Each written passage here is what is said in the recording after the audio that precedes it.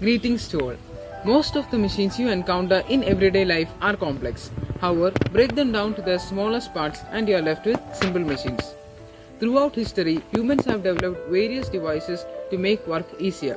Because work is defined as the amount of force applied in the direction of motion, and machines have always helped to perform work easier. Simple machines are devices with no or very few moving parts. It is traditionally accepted that there are a total of 6 simple machines, and they are inclined plane, the wheel and axle, the lever, the pulley, the wedge and the screw. Inclined planes. Staircases are inclined planes. An inclined plane is a flat surface where the beginning and end points are at different heights and function by spreading work over a long distance. Some examples of inclined planes in our homes are ramps and staircases. The cutting wedge. All blades are wedged. The wedge is an inclined plane that moves. Wedges are wide at the base and come to a fine point designed to push objects apart. Forks, knives, cheese graters and vegetable peelers all use sharp wedges to cut and shave food. Metal nails, axes, bottle openers, letter openers and push pins are also examples of this type of simple machine. Turn of the screw. The bottle opener is a complex machine built around a screw. A screw is an inclined plane wrapped around an axis. Screws make work easier by raising and lowering objects as well as holding them together. Aside from metal screws, this machine is also a part of jar lids, light bulbs, bottle openers and drills. Pulley.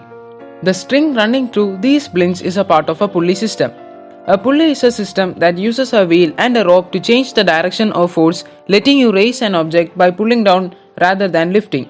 Pulleys are found in many different types of machines and may be used for moving small and large objects. Window shades, universal weight machines and old-fashioned wells all use pulley systems. Flagpoles also rely on pulleys to allow people on the ground to hang objects far above their reach. Wheel and axle. Like a lever, a wheel works by rotating around a fulcrum, in this case the axle. Cars, toys, fans and fishing reels all use wheels and axles. Door hinges are also an example of this device. The round part of the hinge is an elongated wheel. On the interior doors, the side attached to the wall and the side attached to the door have multiple wheels that rotate around a common axle. Lever and fulcrum. A lever is a stick or a plane that rotates on a central point called a fulcrum. Seesaws, tongs, scissors and nail clippers are all examples of this simple machine. The lever and fulcrum let you exert greater force on objects than you could with your muscle alone. For example, a hand cart lets you lift heavy furniture. Levers are commonly found as part of more complex devices. However, for example, a pair of scissors uses 2 levers at each handle and 3 wedges to hold the handles together and for each blade edge.